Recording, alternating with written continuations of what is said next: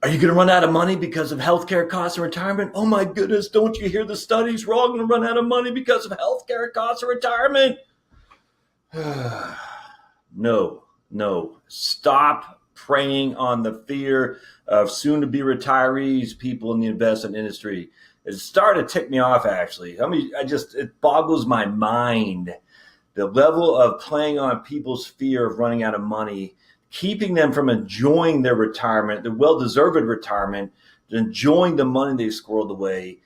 It actually started to tick me off. And you need to stop, because you're actually, again, you're preying on the fears that are unfounded. Without question, they're unfounded. And stop it. It's not right. It's not right. And unfortunately, a lot of people are falling for this. So if you're a consumer of financial information, my friends, and you're falling for this trap, every day you hear healthcare cost, stop. Take a deep breath. Let's look at the numbers, because it's absolutely disingenuous. And I know why people are doing it, because let me just go into it. Welcome again to another edition of Heritage Wealth Planning YouTube channel. Yeah, I'm kind of frustrated today. I just did a video on how 90% of seniors are overpaying for their prescription drug costs, and I've been reading a lot on healthcare costs and retirement, Medicare, Medicaid. Medicaid's for poor people, but Medicare primarily, and all the different Medicare Advantage policies, Medicaps, whatnot. And the one thing Medicare does not cover is long-term care. Let me just say it clearly, as loud as I can.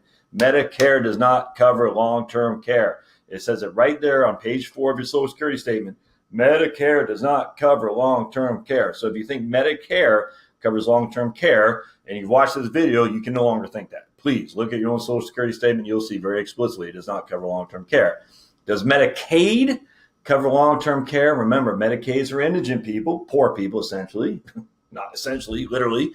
And if you want to go the route of Medicaid planning, and I'm going to show you an article here about somebody who's going that route, I invite you to think again. Go to a Medicaid facility. I invite you to. Yeah, there are some rooms in the more uppity skilled nursing home cares and assisted living facilities, whatnot, where they do provide a couple beds for Medicaid recipients, but the likelihood of you getting in those beds is minute.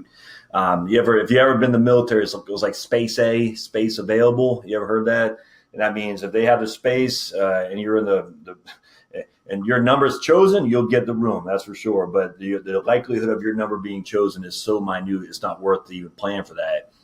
VA, same thing. VA is absolutely space available. So again, if you're a retired TRICARE or something like that, you can assume the VA will be there for sure, but don't assume it's going to be the coverage that you want in your dying days there. Assisted living to skilled nursing care is the way to go. But at the end of the day, what's the likelihood of you going in there relative to the fear that these guys are telling us? So here's a Fidelity study. They do this every year. They've been doing this for 15 years. And right now it's 275. So here's 2016. Healthcare costs for couples in retirement rise to an estimated 260,000. Fidelity analysis shows it's from 2016. I saw someplace. It's actually 275,000 now. And so I just did a quick analysis. I said, that's interesting. What would be my food costs? Let's take out healthcare and just say food costs for couples in retirement rise to an estimated what? Let's say my wife and I, we spend $20,000 a year on food. Take my trusty calculator, boink. We're going to eat $20,000 a year for food. We're going to inflate it by 3% a year. We're going to both die at 85, so that'll be 20 years.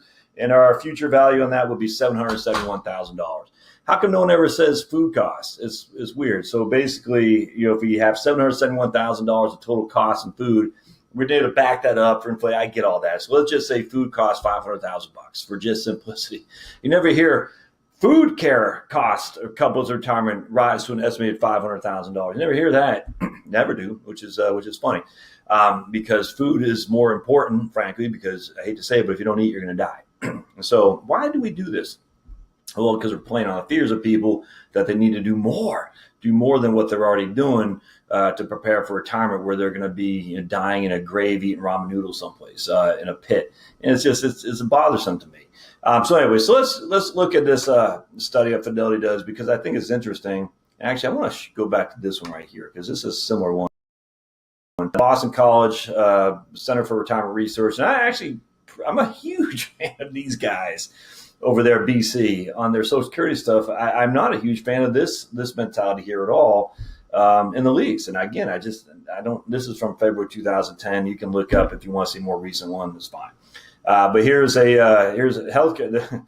What's the distribution of lifetime healthcare costs from age 65? Healthcare costs loom as a major risk for all retirees, with nursing home care as a real wild card. A typical couple at age 65 can expect to spend over its remaining lifetime $197,000 with a 5% risk of exceeding $311,000, excluding nursing home care. So listen, my friends, we're not even including nursing home care. Whoa. And if you need nursing home care, it could go up to $570,000 with a 5% risk of exceeding $570,000. So look, we're not even counting nursing home care, and look at the risk, $311,000 you can spend on health care. And then on top of that, if you do need nursing home care, we're talking $570,000. You're doomed. And yet you're sitting there thinking, oh, and I get it. It's seductive. It absolutely is. You're sitting there thinking, I don't have that kind of money. What do I do? What do I do? Well, here's Fidelity. They're ready to help you. And what they should do. Oh, health savings accounts can help address healthcare costs and retirements. Look, I am a huge fan of HSAs. You're not going to find a bigger proponent of vouchers for medical you're just not. I'm a huge fan of HSAs without question. I think if they just said that instead of having even Medicare, they said, here's a $10,000 coupon, go buy your own policies, free to go over state lines. Yeah, man, the healthcare costs would drop significantly overnight as competition rears its beautiful, beautiful head in a pure capitalistic sense. HSAs are a wonderful step in that direction. I'm a huge fan. So HSAs are tied to high deductible health plans. The two things go hand in hand. Basically, you're saying, I'm going to pay for my basic stuff like an oil change on my car. I'm not going to file an insurance claim to get an oil change on my car or to change the filters in my HVAC units. I'm going to do that myself, and I'll pay the cost. And because of that, it's on me. However, if I get in a car accident and I need to get the rear end redone, the body work done, I am going to file an insurance claim because it's beyond my ability to control it. So because I'm paying for all the lower costs on my end and only the catastrophic cars I'm going to have it insured, the costs are going to go down substantially, and it won't wipe me out because I have that catastrophic coverage. That's what health insurance should be. That's what insurance is supposed to be. You cover for catastrophes. It's a pool thing, insurance. I'm pooling my money with all these other people in there. The likelihood of any of us having an individual catastrophe is minimal, but the likelihood of someone having a catastrophe is high. We don't know who that someone's going to be, so we all pool a little bit of money, so that way when that something happens to that someone, he or she has his pool money to draw on so they don't have to be destitute. That's insurance 101, man. It's incredible how it works. The likelihood of an individual thing happening to you specifically is nil or minimal. The likelihood of that thing happening to one of your group is almost 100%. We know that it's going to happen to somebody. We just don't know who. And so we're going to pool our money together so that way we can protect for that one person who does have the bad luck and unfortune of having that catastrophic event happening to them. That's insurance. But we don't say, oh, I have an oil change in my car. I'm going to file an insurance claim. That's insane. It's insane. And that's why our insurance costs are so high now, because all these low-level things are costing us billing errors, people got to do all that stuff, just billions of dollars is waste and fraud, without question. All right. So HSAs are a wonderful thing here. But what I like about it, to help employees manage healthcare expenses, a growing number of companies are offering high-deductible health plans with HSA. The popularity of HSAs are booming, with the number of HSA accounts rising to 16.7 million, an increase of 22% from the previous year. Fidelity provides HSAs for almost 500,000 workers, and HSA has assets of $1.5 billion. All right. Hey, look, I don't care. Fidelity, look, you want to make money on HSA, I have no qualm with that at all. In fact, I did a video on Fidelity that they offer pretty good plans, without question, incredibly low fees, for sure. I don't have any problem with this in the least. None at all. But let's just get it through our heads. They're making it seem like this is going to make everyone destitute. Now, I'm going to show you here in a few minutes. Stay with a few seconds. Stay with me why that's just simply not a worry for something that most people need to have. So they're making it seem like this is going to haunt you, and they're saying we can offer a plan of action, which, of course, they get paid on, and I don't have a qualm with that. I mean, that's fine. I love HSAs. I don't have any qualm with Fidelity. I do have a qualm with this level of fear they're imputing on us. All right, so let's go into these guys. So they download full brief. And again, Center for Retirement Research at Boston University, BC, excuse me, not BU.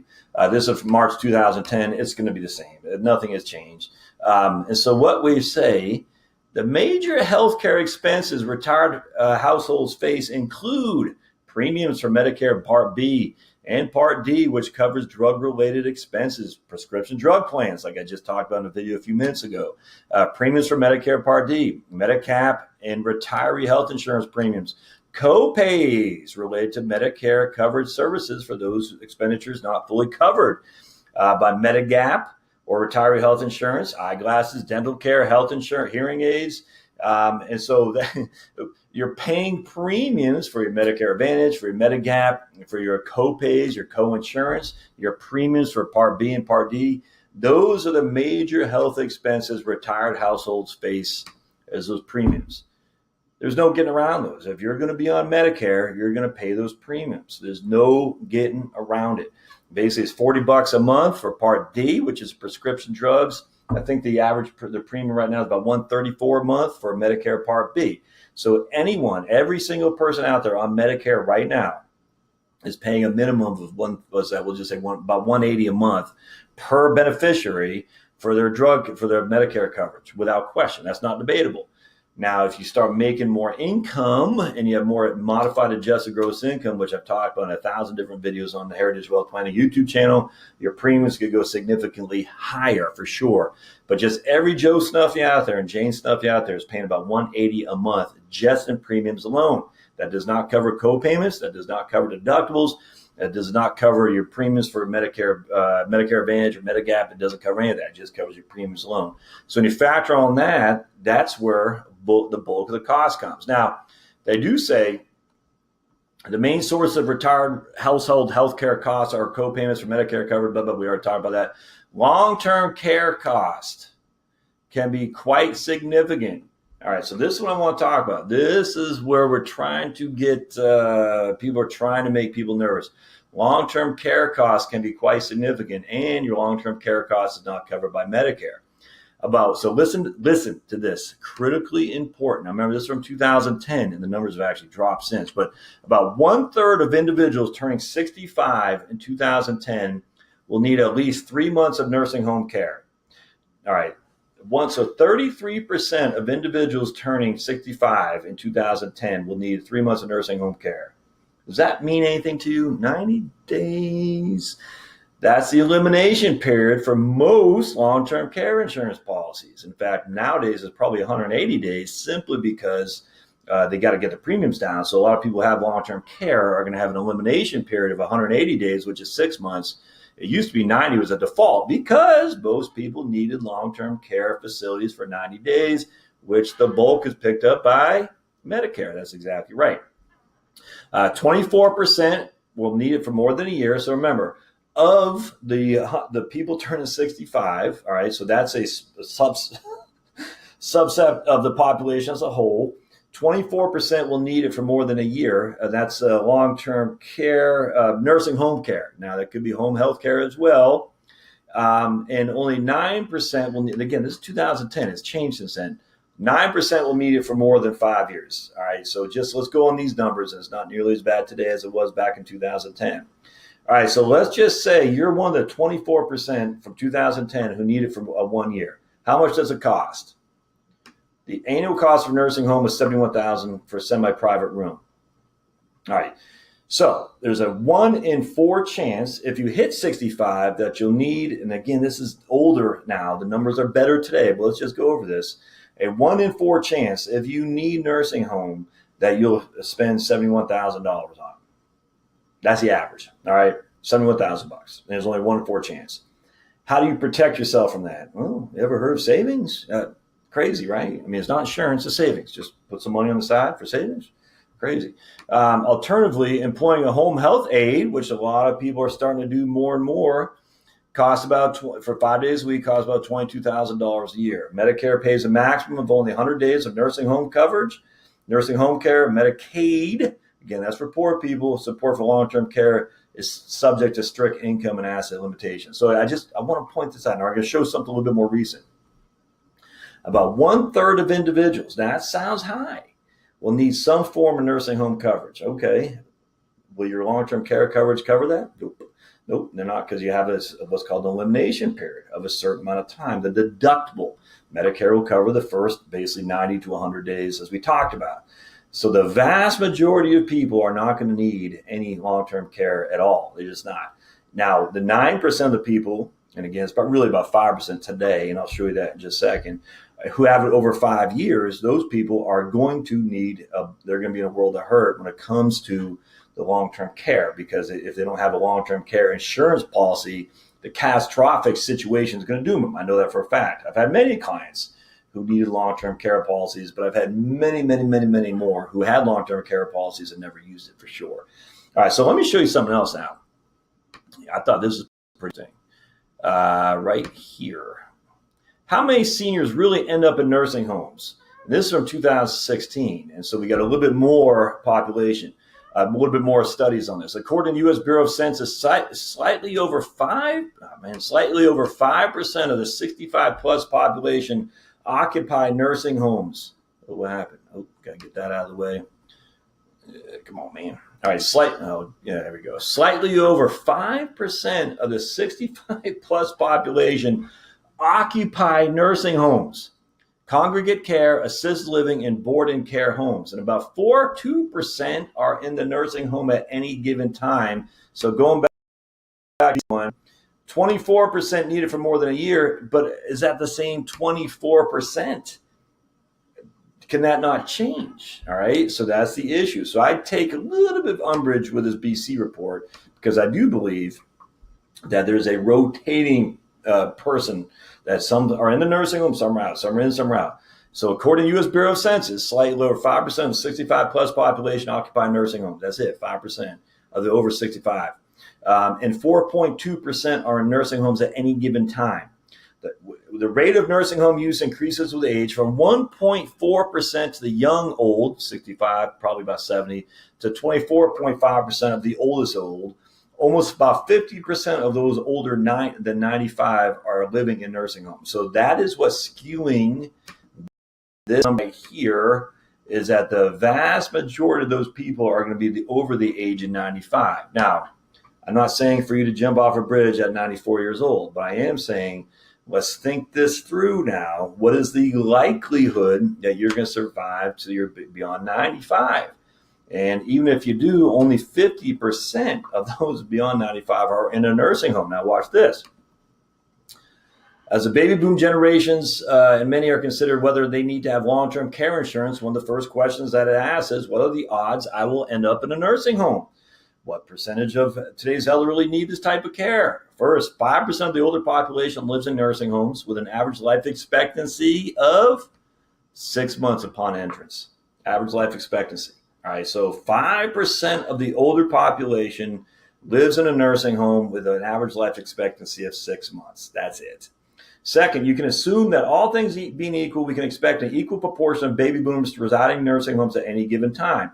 There is an estimated 78 million baby boomers, so approximately 5% or 3.9 million are expected to head for these facilities. Today, a senior citizen, 65 or older, has about a 1 in 4 chance spending time in a nursing home, skilled care facility. 1 in 4 chance once you hit the age of 65. And the average life expectancy or the average time to stay is 6 months.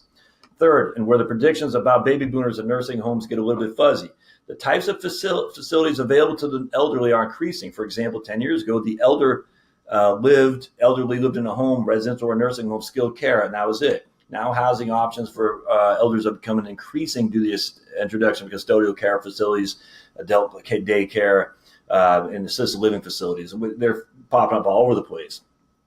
Finally, factor in policies like reverse mortgages, which allow dependent elders to stay in their own homes using their equity to pay for in-home care. All right, so what do we know for sure? About 14% of the people over the age of 65 have 2 to 3 chronic conditions that erode their ability to live independently.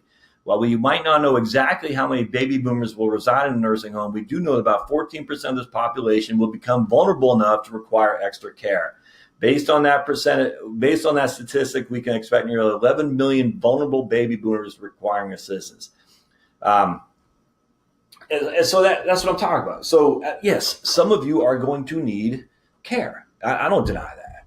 I don't deny that. But there is this thing called savings accounts where you can save money aside to have that money available for if you need care.